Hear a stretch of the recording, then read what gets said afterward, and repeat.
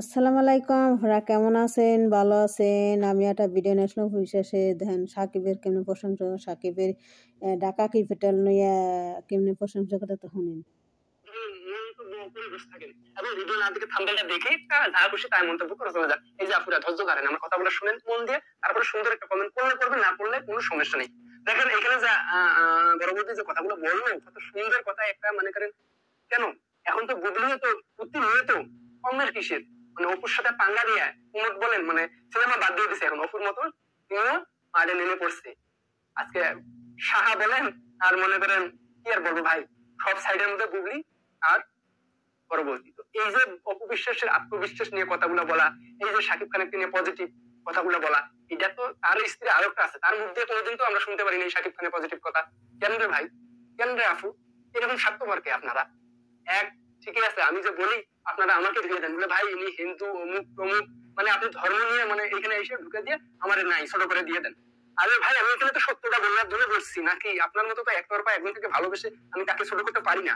তো আমার প্রশ্ন হলো বুবলি প্রেমিক যারা আছেন, এই মানুষটা এই বড় বৌদি সবসময় যদি তার স্বামীর গুণগান এবং তার প্ল্যান তার স্বপ্ন এগুলো সুন্দরভাবে প্রেজেন্ট করতেছে, তাকে সম্মান দিতেছে, তাহলে তার যে আরেকটা স্ত্রী আছে ছোট বৌদি ওরফে চুলচুলি বৌদি, সেও তো বলতে পারে তার গুণগান, তার সাথে কি ভালো সময় তার কাটে নাই, সেখান থেকে দু চারটা ওয়ার্ড বলতে পারতো, কিন্তু কই কোনোদিন তো সোশ্যাল মিডিয়ায় দেখলাম না ছোট বৌদি তার স্বামীর জন্য ভালো কথা কিছু পজিটিভ টিপস এগুলো বললো, কই বললো না তো।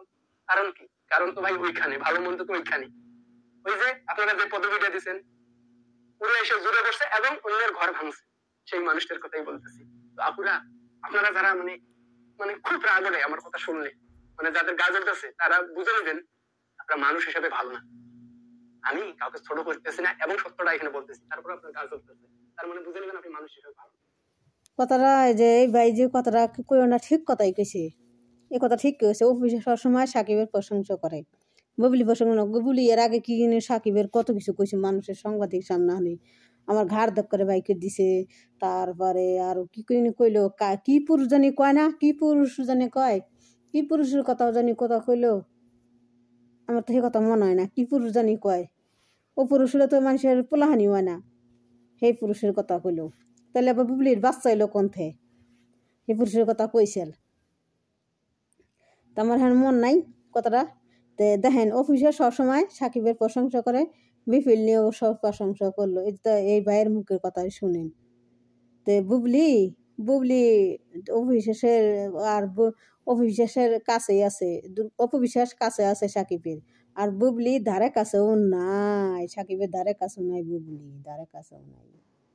তে তে বুবলি আর পারবো না, সাকিবের কাছে আর ধারে কাছে যাইতে পারবো না কোনোদিনও না। তো আসসালামু আলাইকুম, আপনারা কেমন আছেন? ভালো আছেন? ভালো থাকেন। যে ভাইয়ের কথাটা আপনারা শুনেন।